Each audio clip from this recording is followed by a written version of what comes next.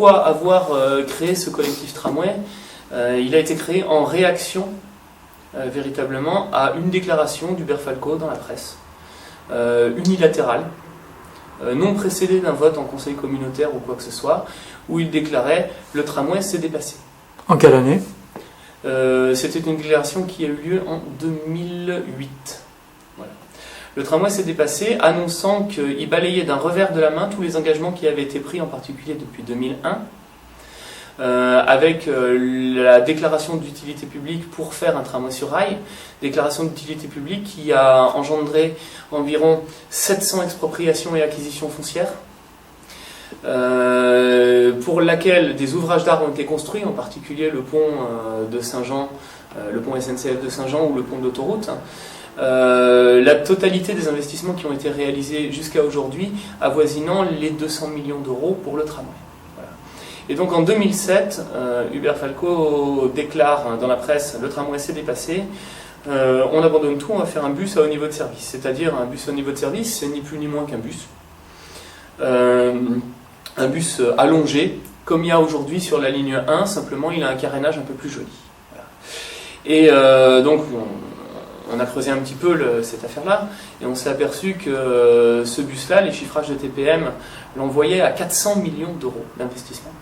400 millions d'euros pour remplacer les bus de la ligne 1 par d'autres bus, certes un peu plus jolis, mais pour 400 millions d'euros, ça fait très cher. Alors que le tramway, lui, est un petit peu plus cher à l'investissement, puisqu'il est à 500 millions d'euros. Mais il change véritablement la physionomie de la ville, il change son attractivité, il change l'attractivité économique, et il change l'image que peut donner Toulon et son agglomération, à la fois en France, mais également en Europe et dans le monde. Voilà. Donc pour toutes ces raisons-là, on a jugé qu'il était de l'intérêt des citoyens d'aller se battre sur ces questions-là, et de demander à ce que, les engagements qui ont été pris soient tenus, puisqu'il y a eu des votes, et que 2, l'intérêt socio-économique de tout notre territoire soit préservé. Voilà pourquoi on se bat depuis 2007. Alors on se bat avec un certain nombre de victoires jusqu'à maintenant, puisqu'on a 3 recours au tribunal administratif qui ont abouti à une condamnation de Toulon-Provence-Méditerranée, la communauté d'agglomération. C'était des recours qui ont été déposés contre les travaux du bus au niveau de service, puisque ceci était illégal. Il n'y a jamais eu de décision allant dans le sens du bus au niveau de service. Il faut savoir que le seul projet qui tient la route aujourd'hui administrativement à TPM, c'est le projet de tramway. Et pour cette raison-là d'ailleurs, je tiens à le dire, si le tramway était relancé aujourd'hui, dans 2 ans le tramway roule à Toulon. Alors que le bus au niveau de service, avec tous les recours qui sont possibles, ça peut durer une dizaine d'années. Alors comment expliquer ces volte-face d'Hubert Falco, le maire de Toulon? Alors ça, je pense que le meilleur moyen d'expliquer les volte-face d'Hubert Falco, ce serait de lui poser la question directement. Parce que s'il y a bien un élément dans ce dossier sur lequel on n'a pas de réponse, c'est celui-ci. On ne comprend pas pourquoi monsieur le maire a décidé d'aller à l'encontre de la logique, d'aller à l'encontre de quelque chose qui a été d'un choix positif pour la ville, qui a été fait par 24 des 25 plus grandes agglomérations françaises. La seule agglomération française qui n'est ni équipée de tramway, ni de métro, c'est Toulon. La seule grande agglomération française qui n'en a pas, c'est Toulon. Et on n'arrive pas à comprendre ce choix-là. Alors c'est pas faute d'avoir essayé de le rencontrer, on a essayé de le rencontrer à maintes reprises, on a envoyé au moins une quinzaine de courriers en ce sens, pour rencontrer à la fois M. Falco et M. Genevard, son adjoint au transport, et ça a toujours été mission impossible. Et on le regrette vraiment profondément, parce que c'est un sujet qui dépasse les clivages politiques, bien évidemment, et c'est un sujet qui est d'intérêt général. Et est-ce que vous seriez pour un référendum autour du sujet? Je ne sais pas si le référendum c'est la bonne solution. Je pense qu'on peut arriver au consensus sans passer par le référendum. Et vous voulez quoi au juste? Vous voulez vraiment un TCSP? Alors, on ne veut pas un TCSP, on veut un tramway.